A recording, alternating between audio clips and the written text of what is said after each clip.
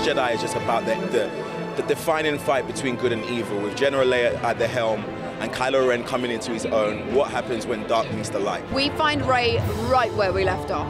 She is not sure how Luke's going to respond to the lightsaber. And he responds in an unexpected way, and they go from there. What Poe knows how to do is jump in an X-Wing and save the day, and that's been taken away from him, and he's got a new boss in Admiral Holdo, played by the magnificent Laura Dern, and he doesn't see eye to eye with her on how her strategic thinking, so it puts him in a very difficult spot.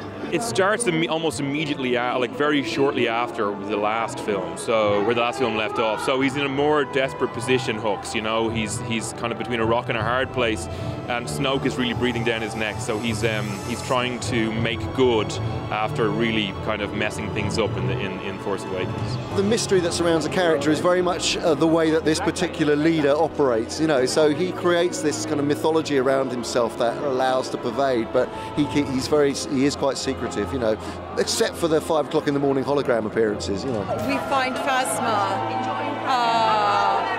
full of duplicity and hell-bent on revenge. Each character faces challenges that they never would have expected.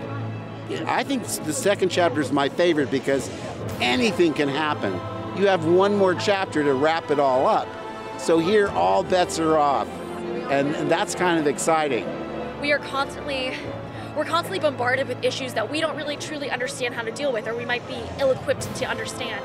And these characters are in the same situation, you know? I mean, I know we're in a galaxy far, far away, but really, are we all that different? We're all just trying to figure it out. We had a cast screening, and we all sat together, most of us, to watch it this last week for the first time.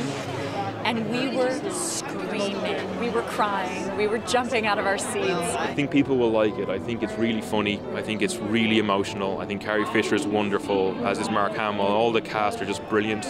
And it's another huge story set in a galaxy far, far away, and that's not so bad.